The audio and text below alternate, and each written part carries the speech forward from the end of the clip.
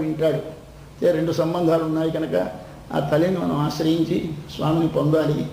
శుక్రవారం చాలా విశేషమైన పర్వదినం.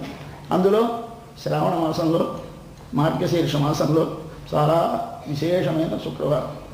ఈ శుక్రవారం నాడు మీరు అందరూ పూజలు తీసుకున్నారు, చాలా ధన్యాలు. మరొక విశేషం ఇవాళ గీతా జయంతి.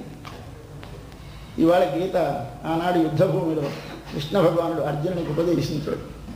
ఇవాళ ఏంట అంటే ఇవాళ గీత పుట్టినరోజు అని జయంతి చేస్తారు. ఏమిటి గీత అంత గొప్పదా, దీనికి ఇంత జయంతి ఏమిటి అంటే, గీత మానవ జీవితాన్ని నేర్పింది. మనకి ఎలాగైతే తిరుప్పావు మానవ జీవితాన్ని శిక్షణ చేసిందో అలాగే గీత మానవ జీవితాన్ని శిక్షించింది. దానికి మనకి 3 పేర్లు దొరుకుతాయి. ఇది శ్రీమద్భగవద్గీతాసు ఉపనిషత్సు బ్రహ్మ విద్యాయాం యోగ శాస్త్రే అంటారు 3 మాటలు. ఇది భగవద్గీత ఏమిటండి అంటే అది మొట్టమొదట ఉపనిషత్సు ఉపనిషత్తు అంటారు, రెండవది బ్రహ్మ విద్య అంటారు, మూడవది యోగ శాస్త్రం అంటారు. ఈ 3 మాటలకి అర్థం తెలుసుకుందాం. ఉపనిషత్తు అంటే వేదములలో బ్రహ్మను గూర్చి ప్రతిపాదించిన, బ్రహ్మనగా సమస్త జగత్తులో వ్యాపించి ఉండి సమస్త జగత్తుకి కారణమై సమస్త జగత్తులో నీటిలో ఉప్పు కలిసినట్టు వేరుగా చూడడానికి వీలు కాకుండా కలిసిపోయి అంతటా వ్యాపించి అంతటా నిండి అంతా తానై తనకంటే వేరొకటి లేనటువంటి ఒక వస్తువు ఉన్నది. దాని పేరు బ్రహ్మ. ఆ బ్రహ్మ అనే దాన్ని మనం తెలుసుకోవాలి. తెలుసుకుందుకు ఎవరు చెప్పారు? ఉపనిషత్తు అని చెప్పింది. ఉపనిషత్తు అంటే ఎలా తెలుస్తుందండి, దానికి ఎలా తెలిసింది చెప్పడానికి. ఉప అంటే దగ్గరగా, నిషత్తు కూర్చున్నది. అది ఎవరి దగ్గరగా కూర్చుంది? బ్రహ్మగారి పక్కన కూర్చుంది. ఆయన ఎవరండి అంటే ఈవిడే చెప్పాలి, ఎవరి ఉపనిషత్తు చెప్పాలి. కాబట్టి ఉప దగ్గరగా, నిషద్ కూర్చున్నది. మీరు ఆయన దగ్గరికి వెళ్ళాలంటే ఎవరు కూర్చోబెడతారు? కాస్త దగ్గరగా ఉన్నవారు అనుగ్రహం రావయ్య కాస్తగా ఇచ్చి పిలుస్తాడు దగ్గరికి. కాబట్టి మనం ఆ ఉపనిషత్తును ఆశ్రయిస్తే మనం కూడా భగవంతుని దగ్గరగా వెళతాం కనుక దాని పేరు ఉపనిషద్. ఉపనిషద్ అనగా భగవానుకు దగ్గరగా చేరువుగా ఉండి స్పష్టముగా ఎరింగినది, మనకు వాని గురించి స్పష్టమైన అవగాహన కలిగించున్నది. మరో అర్థం సద్ అంటే శిథిలమైపోవడం. సద్ అనే మాటకి శిథిలమైపోవడం. కొన్నాళ్ళు అలా ఉంటే బట్ట లేదా ఏదైనా పండు అలా అలా పెరిగిపోతుంది, విడిపోతుంది, జీర్ణమైపోతుంది. అలాగే మనకి శరీరం ఉంది, సంసారం ఉంది. ఇది ఎప్పటికైనా శిథిలం అవ్వాలి అంటే మనను వదలాలి. ఎలా వదులుతుంది? అలా కొంతకాలం ఉంచేస్తే మిగిలిన వదులుతాయి. ఇది ఎంతకాలం జరిగినా మళ్ళీ కొత్తగా మరొకటి తయారవుతూ ఉంటుంది. ఈ శరీరం పోతే మరో శరీరం, మరో శరీరం పోతే మరో శరీరం, ఇలాగొస్తుంటే అసలు లేకుండా పోవాలి. ఎలా పోతుంది అంటే పోవటానికి ఉపనిషద్. షద్ అంటే శిథిలము చేయనిది. దేనిని? నీకున్నటువంటి నీ ప్రకృతి సంబంధాన్ని, దేహ సంబంధాన్ని శిథిలం చేస్తుంది కనుక దాని పేరు ఉపనిషత్తు. తర్వాత గతి. మనం నడవాలి. మనం అందరం ఎందుకు వచ్చాము? నడిచి వెళ్ళడానికి. ఎక్కడికి నడిచి వెళ్ళాలి? పొందవలసిన చోటికి. ఏది మనకి పొందవలసిన చోటు? కఠోపనిషత్తు చెప్పింది సోధ్వన పారం, అది మన దారికి చివర. ఏది? తద్విష్ణో పరమం పదం, విష్ణువు యొక్క పరమపదము మన గమ్యము, దాన్ని చేరాలి. ఏది చేరుస్తుంది? ఉపనిషద్. నీవు ఆ చోటికి చేరడానికి ఇది నీకు ఆధారం కనుక దీని పేరు ఉపనిషద్. తర్వాత ఏం కలగాలి? అవసాదం. కృంగిపోవాలి. ఏవి కృంగిపోవాలి? మనం కాదు, మనని ఆశ్రయించుకో ఉన్నవి కుంగాలి. ఏమిటి మన ఆశ్రయించుకో ఉన్నాయి? ఆధ్యాత్మిక, ఆధిభౌతిక, ఆదిదైవిక తాపాలు. ఆధ్యాత్మిక అంటే మన శరీరంలో వచ్చే రోగాలు, మనసుకు వచ్చేటువంటి బెంగలు, ఇవన్నీ మనని పట్టుకు పీడిస్తున్నాయి. ఇవి తగ్గాలి. ఎలా తగ్గుతాయండి? 2 ఉపనిషత్తు దగ్గరికి రండి. మీరు ఒక్కసారి ఆ సర్వజగత్తుకి కారణమైన వాడిని తెలుసుకోండి. తెలుసుకుంటే తగ్గుతాయి. కాబట్టి ఇది దాన్ని శిథిలము చేస్తాయి, జారుస్తాయి. అందుచేత ఇటువంటిది ఒక మహత్తరమైనటువంటి వేద సారభూతమైనటువంటి ఉపనిషత్తు ఉంటే దానిని అందరూ అర్థం చేసుకోలేరని స్వామి తానే ఇక్కడ దిగి వచ్చి కృష్ణ భగవానుడుగా తన శిష్యుడిని వాడిని సంపాదించుకొని వాడు అడగకుండానే వాడికి పాఠం చెప్పాడు. ఆయన బాబోయ్ నాకు వద్దు యుద్ధం అంటే, కాదు చేయాలి తప్పదన్నాడు. ఎందుచేత? వాడికి ధర్మమందు అధర్మ బుద్ధి కలిగింది, అధర్మమందు ధర్మబుద్ధి కలిగింది. మనమందరం ఇప్పుడు ఆ స్థితిలో ఉన్నాం. మన శరీరంతో చేయవలసిన ధర్మాలు ఏవి చేయాలో మనకి శాస్త్రం చెప్పింది. ఏమిటండి ఇదంతా? ఈ పూజలు పునస్కారాలు అవసరం అండి. అందుచేత ఇంతకంటే మనం చేసేది 10 మందికి సేవ చేస్తే మంచిది. మనకి తెలుసు నీ రహస్యం, తెలిసి అందరం ఏమిటంటున్నాం ఇప్పుడు సేవలు సేవలు సేవలు. ఎవరికి అంటే ఎవరికో లోకానికి. లోకం అంటే ఎవరు అది తెలియాలి ముందు. తెలిస్తే నువ్వు లోకానికి సేవ చేస్తే ఎవరికి చేస్తున్నావో తెలిస్తే ఆ మాటకి నీకు అర్థం తెలుస్తుంది. అందరూ ఒక శ్లోకం పెడుతూ ఉంటారు, ఏమిటని? మానవ సేవే మాధవ సేవ. వచ్చునందరికీ మానవ సేవే మాధవ సేవ అంటే అంటే అర్థం ఏంటి? మానవుడికి సేవిస్తే మాధవుడికి సేవించినట్టే అని కదా అర్థం. అలాగ అనకూడదు. మరేమిటి? మాధవుడిని సేవిస్తే మానవుడిని సేవించినట్టే. మానవ సేవే దగ్గర ఏ తీసేయండి, చివర పెట్టండి. మానవ సేవ మాధవ సేవయే అక్కడ పెట్టుకోవాలట. మానవ సేవే మాధవ సేవ అనకుండా మానవ సేవ మాధవ సేవయే. నువ్వు మనుషుల్ని సేవిస్తే ఎవరిని సేవిస్తావు అనుకున్నావు? ఎవడికో ఒక దీనంగా ఉన్నవాడికి బట్ట ఇచ్చావా? దీనంగా ఉన్నవాడికి అన్నం పెట్టావా? దీనంగా ఉన్నవాడికి చదువు చెప్పించావా? కాదు. ఎవడికి చెప్పావు? భగవంతుడికి చదువు చెప్పించావు, భగవంతుడికి బట్ట ఇచ్చావు, భగవంతుడికి అన్నం పెట్టావు. ఇప్పుడు నువ్వు ఆరాధించింది, నువ్వు చేసింది ఎవడికి? మనుష్యుడికి కాదు, భగవానుడికి. కాబట్టి ఎందుచేత వాడిలో ఉన్నాడు భగవానుడు. ఈ శరీరం తినదు లోపల జీవుడు లేకపోతే. జీవుడు లోపల పరమాత్మ లేకపోతే జీవుడు ఉండడు. కాబట్టి ఈ శరీరం ఉందంటే జీవుడు ఉంటే, జీవుడు ఉన్నాడంటే పరమాత్మ ఉంటే. ఇది ఈ శరీరానికి కూర్చుంది ఎక్కడికి వెళ్ళింది? తిన్నగా పరమాత్మ దగ్గరికి వెళ్ళిపోయింది. అందుచేత మనం చేసేది ఎవరికి చేస్తున్నాం? మానవులకా? కాదు. మానవ సేవ మాధవునికి చేస్తున్నాం. అందుచేత మనకి ఈ రహస్యం తెలియాలంటే గీత చదవాలి. ఇది చదవకపోతే తెలియదు. ఎందుచేత ఆయన ఏమిటి చెప్తాడు భగవద్గీతలో? అయ్యా, రావి చెట్టు నేను. ఎంత చిత్రంగా ఉంటుందో చూడండి. రావి చెట్టు నేనంటాడు. ఆదిత్యానామహం విష్ణు. సూర్యుల్లో నేను ఏదో ఒక పేరు గల సూర్యుడిని నేను. అలాగే ఫలానావాడిని నేను, వ్యాసుడిని నేను, ఉషనా కవి. శుక్రవారం నాడు పూజ చేసే ప్రధానమైన శుక్రుడు ఆయనట. ఇలాగే అంతా నేను నేను నేను అంటాడు. ఏమిటి నేనంటే అర్థం? మనం ఇప్పుడు ఏమిటంటున్నాము? ఏమిటంటే మీ పేరంటే అప్పలాచార్యులు నేను. అప్పలాచార్యులు నేనేనా? కాను. అప్పలాచార్యులు ఈ శరీరం పేరు. నేనంటే లోపల ఉన్న ఆత్మ. అప్పలాచార్యులు నేను అంటే అర్థం ఏమిటి? అప్పలాచార్యులను పేరు గల శరీరంలో ఉన్నవాడిని నేను. అలాగే ఆయన నేను రావి చెట్టును నేను అంటే అర్థం ఏమిటి? రావి చెట్టు అను పేరు గల శరీరంలో ఉన్నవాడిని నేను. కాబట్టి ఎవరికి మీరు పెడతారు? అప్పలాచార్య గారికి నమస్కారం పెట్టాం. అప్పలాచార్య గారికి పెడతారా? పెట్టరు.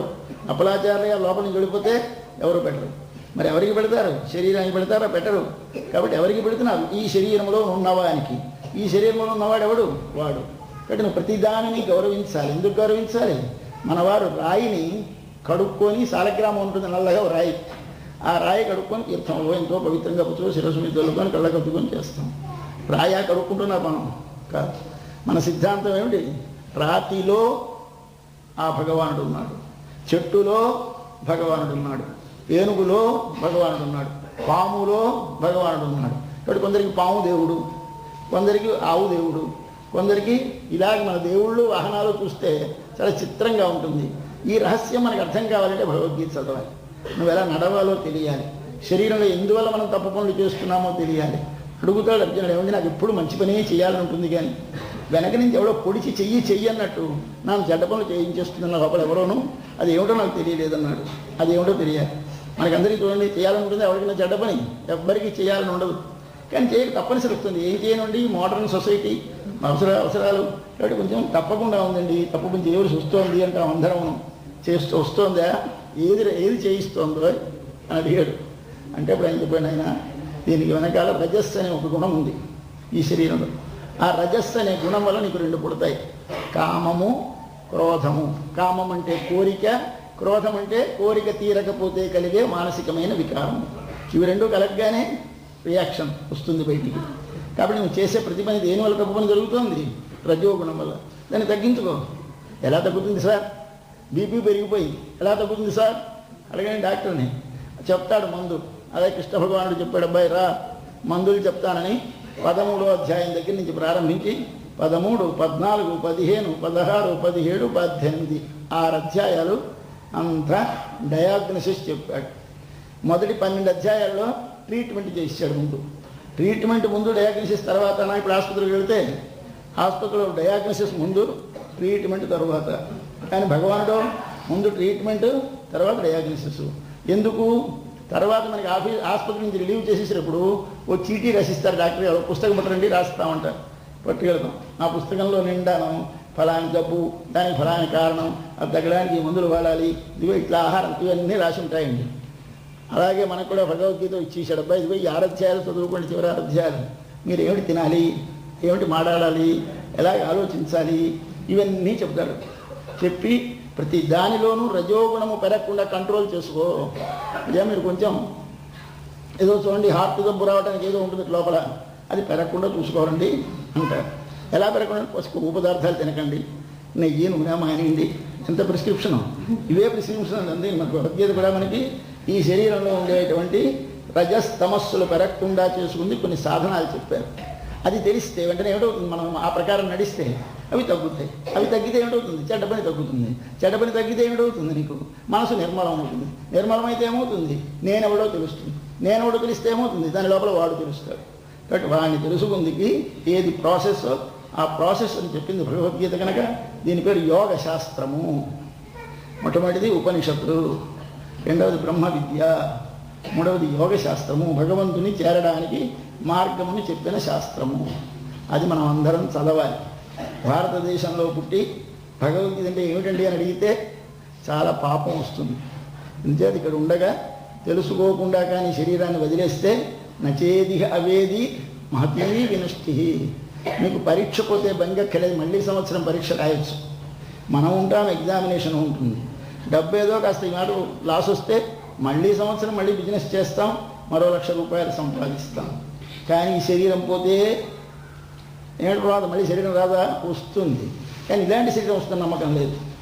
ఈ జన్మలో కుక్కగా పుట్టచ్చు, పందిగా పుట్టచ్చు, జ్ఞానం లేని వాళ్ళంగా పుట్టచ్చు. ఎలా పుడతామో నమ్మకం లేదు. ఇప్పుడు జ్ఞానం ఇచ్చిన, జ్ఞానము గల జన్మ, ఇంద్రియములు గల జన్మ, వాక్కు గల జన్మ సర్వేశ్వరుడు ఇచ్చాడు కనుక ఉన్నప్పుడే మనం తెలుసుకొని ఎలా ప్రవర్తించాలో ప్రవర్తించండి. దేనిని తెలుసుకోవాలో దానిని తెలుసుకోండి, దేనిని ప్రేమించాలో దానిని ప్రేమించండి, దానిని పొందండి. ఇవి 3 మార్గాలు. ఎలా ప్రవర్తించాలో అలా ప్రవర్తించండి, కర్మయోగం. దేనిని తెలుసుకోవాలో దాన్ని తెలుసుకోండి, జ్ఞానయోగం. దేనిని ప్రేమించాలో ప్రేమించి దాన్ని చేరండి, భక్తి యోగం. ఇది 3ంటికి ఏది ముఖ్యం? నన్ను నమ్మండి, అన్నిట్లోనూ నేను ఉంటాను. నువ్వు శరీరంతో కర్మ చేసినా నా కోసమే, నీవు తెలుసుకున్నా నన్నే, నీవు పొందినా ప్రేమించినా నన్నే అని స్వామి చెప్పి అన్నిటిలో వ్యాపించిన ఒక తత్వం ఉన్నదనే మాట పరిపూర్ణంగా విశ్వసించండి. ఆ విశ్వాసం ముందు కలగా అన్నిటిలో ఉన్న తత్వం ఒకటి ఉన్నది. ఆ తత్వము నన్ను ఈ లోకాన్ని ధరిస్తోంది, నియమిస్తోంది. అట్టి తత్వాన్ని చేరడమే నాకు లక్ష్యమని గుర్తించి మనం ప్రవర్తించాలని గీతాశాస్త్రం చెప్పింది కనుక అది పుట్టిన రోజు మనకు పండుగ. నిజేత మనల్ని నిలిపినది గీత, మనల్ని బ్రతికించినది గీత, మనము పొందవలసిన దానిని పొందించేది గీత కనుక అటు గీత మాత అవతరించినటువంటి రోజు కనుక ఈనాడు మనం పండగ చేసుకుంటున్నాం. ఇవాళ 3 విశేషాలు, వాటిని గురించి మనవి చేయమని మా ప్రహ్లాద స్వామి ఆదేశించాడు. ఆయన ఆదేశానుసారంగా 3ంటిని ముందు సంగ్రహంగా తెలిసినంత వరకు వివరించాం. ఇంక మన పాశురానికి వద్దాం. ఇవాళ పాశురం చాలా విశేషమైన పాశురం, కానీ సుమారు అరగంట వీటి కింద ఖర్చు పెట్టేశాను. అందుచేత ఆ మిగిలిన సమయంలో దాన్ని పూర్తి చేసుకుందాం. ఈవిడ మొదట రోజు 3 లేచిన తర్వాత 4వ ఆమెని లేపుతున్నారు ఈనాడు. 3 అయినారు.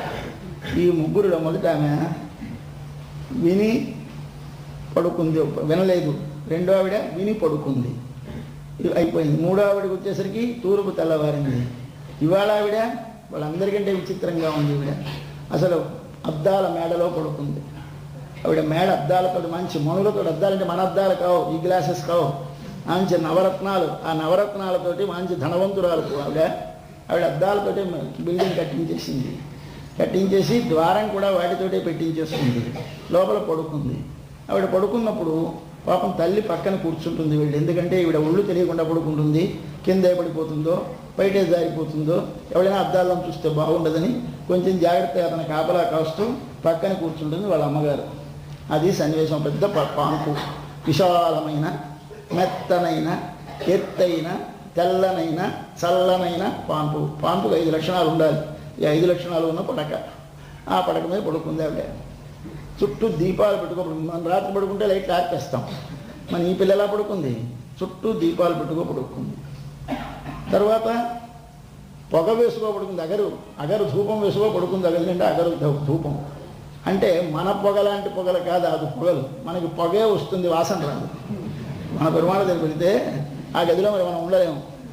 అక్కడో వాసనే ఉంటుంది, పొగ ఉండదు. అలాంటి అగరు వాసనలు గుబాలిస్తున్నాయి.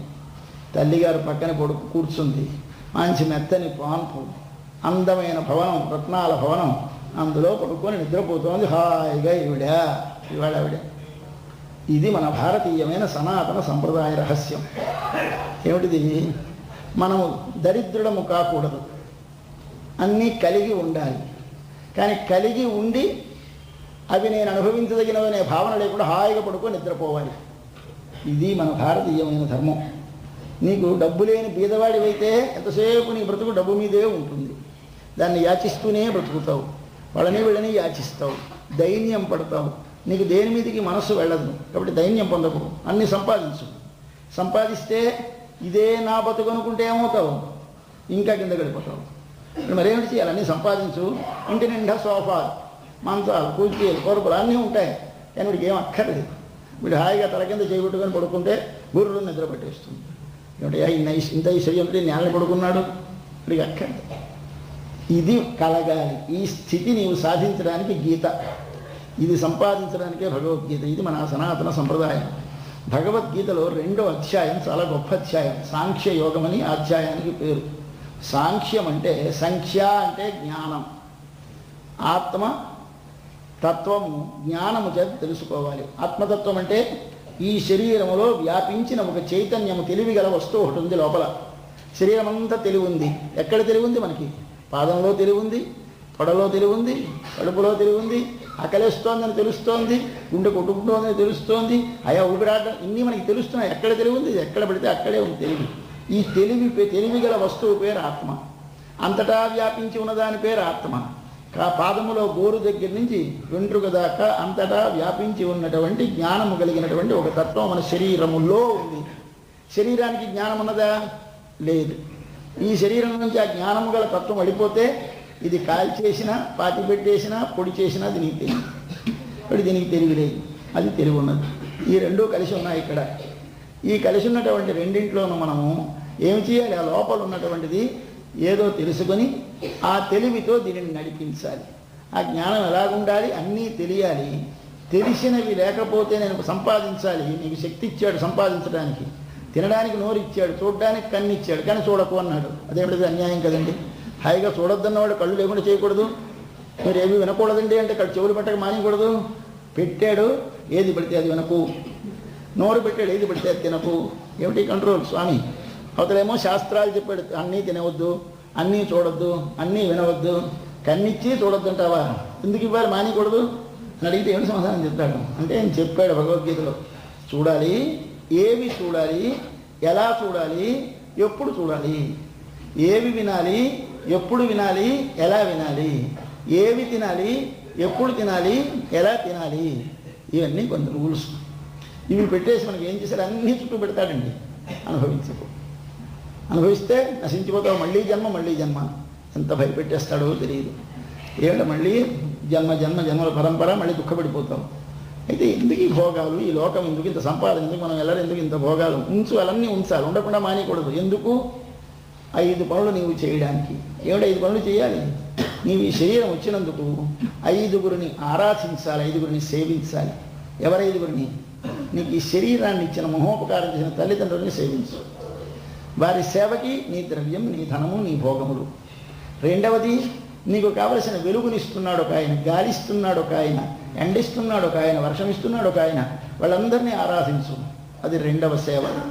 3వ సేవ, వారందరికీ నువ్వు హోమాలు చేయి, దానాలు చేయి వాటి కోసం.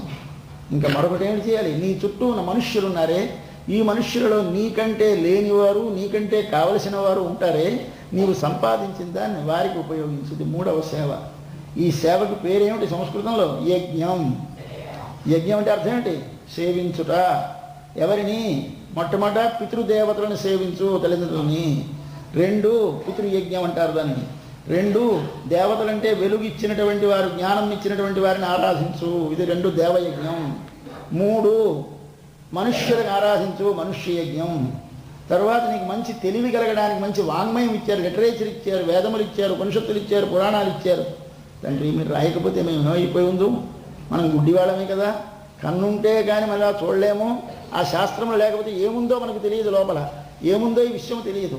అంతా ఉన్నదే పైకి కనిపించి ఉందనుకో